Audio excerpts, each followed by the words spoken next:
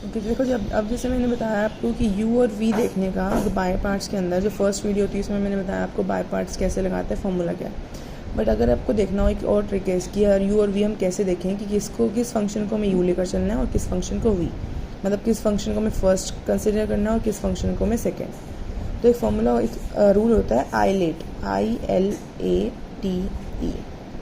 आई का मतलब होता है आपका इनवर्स फंक्शन, एल का मतलब होता है लॉगरिथमिक्स, ए का होता है अर्थमेटिक, टी का मतलब ट्रिग्नोमेट्री और ई का मतलब होता है एक्सपोनेंशियल। ठीक है, इसका मतलब है कि आपको ये चेक करना है कि यू और वी में से अगर इनमें से कोई भी फंक्शन, मान लो फॉर एग्जांपल कि मान लो दो फंक्शन है इसमें, क्या है लॉग एक्स का और एक है एक्स का। तो अगर आपको ये समझ में नहीं आ रहा कि आपको एकदम से वो देखना नहीं आ रहा कि हम इंटीग्रेशन आता है या नहीं आता, ये चीज़ चेक करनी नहीं आ रही, तो आप डायरेक्टली इससे फॉर्मूले से भी कर सकते हो, इस रूल से, कि जो चीज़ पहले आ रही है, जैसे एल लॉग पहले आ रहा है, अर्थमेटिक का मतलब जो भी एक्स वगैरह में होता है, x square, x cube, x की फॉर्म में जो भी फंक्शन होगा दैट इज़ अर्थमेटिक। ठीक है, और एल, ठीक है। अब यहाँ पर अगर कोई कांस्टेंट टर्म भी हो, जैसे मान लो 2 या 3 ऐसा कुछ भी हो, तो वो भी अर्थमेटिक के अंदर ही आएगा।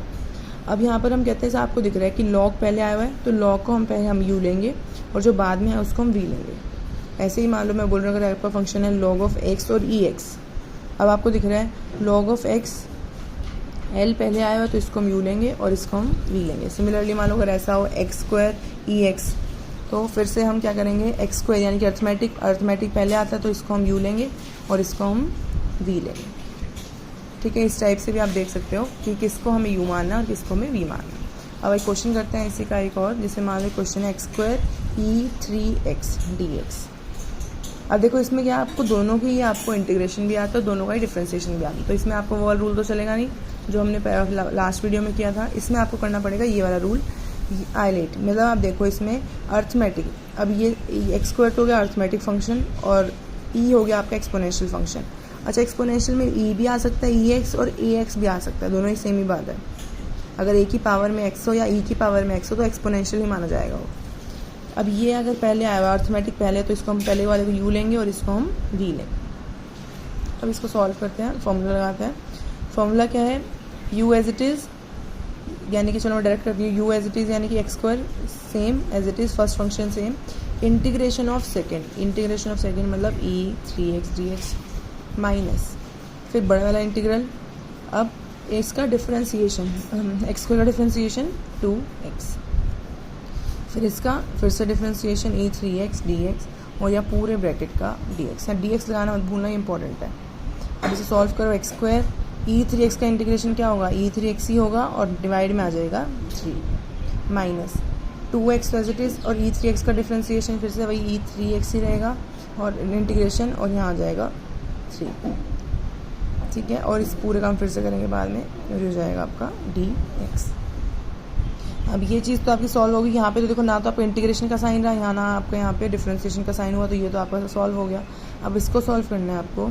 अब देखो इसको सॉल्व करने के लिए आपको फिर से क्या करना पड़ेगा, इसको अलग से उठा लेते हैं एक बार हम, लेकिन पहले यहाँ से निकाल लो, क्योंकि क्या क्या चीज़ हम 2/3 हम बाहर लिख सकते हैं, क्योंकि 2 भी कॉन्स्टेंट टर्म है, 3 भी। अंदर क्या बच गया, एक्स E3x dx। अब आपको इसको दिखा, आपको फिर से ये तो वो आ गया, मल्टीप्लिकेशन में आ गई, दो चीज़ प्रोडक्ट रूल में आ गई। अब आपको इसको अलग से इसको मान लो, कोई भी एल मान लो, आई कुछ भी मान लो। अब इसका फिर से इंटीग्रेशन करो with by using by parts. कैसे, फिर से हम करेंगे इसका, तो XE3x, अब फिर से मान लो इसको u हो गया, ये v हो गया, फिर से जल्दी करते हैं x, इसका इंटीग्रेशन को डायरेक्ट कर रही हूँ मैं, E3x/3 माइनस बड़े वाला इंटीग्रल x का डिफरेंशिएशन 1 मल्टीप्लाई E3x का इंटीग्रेशन E3x/3। अब इसका फिर से बाद में करेंगे dx, हो जाएगा XE3x/3 माइनस इसका, अब देखो 1/3 को हम बाहर लिख सकते हैं और अंदर क्या बच गया, E3x dx। अब इसका तो आपको आता ही है, यानी कि XE3x/3 माइनस 1/3 E3x का E3x/3।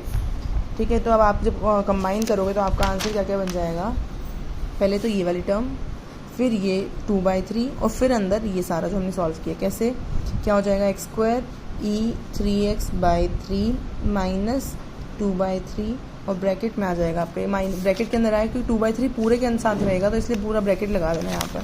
2/3 XE3x/3 माइनस 1/9 हो जाएगा e3x प्लस सी। अब इसको अगर आपको करना है इसमें से कॉमन भी ले सकते हो। अगर दिख रहा है आपको कि e3x यहाँ पर भी है, यहाँ पर भी है, यहाँ पर भी है, तो e3x कॉमन ले लो। अगर नहीं लेना तो इतना भी छोड़ सकते हैं। e3x/3 आपके इस आंसर में देखोगे आप तो e3x हमने कॉमन लिया हुआ है, ले लेते हैं। चलो कॉमन भी e3x हमने यहाँ कॉमन लिया तो क्या बच जाएगा आपका, e3x/3 हमने कॉमन लिया तो यहाँ से क्या बचा आपका, फर्स्ट वाली टर्म से x²। यहाँ से क्या बचेगा, जब हमने e3x कॉमन ये ले लिया कॉमन, अंदर क्या बच जाएगा x 2/-2/3x। फिर यहाँ से जब हमने कॉमन लिया तो माइनस माइनस तो जाएगा प्लस, पहले तो प्लस साइन लगा दो यहाँ पर। और जब हमने e3x/3 कॉमन लिया तो यहाँ से मान लो 3 हमने कॉमन लिया तो 2/9 बच जाएगा ना, क्योंकि ये हमने क्या ले लिया 2/9 बच जाएगा और 3 हम बाहर कॉमन ले चुके हैं।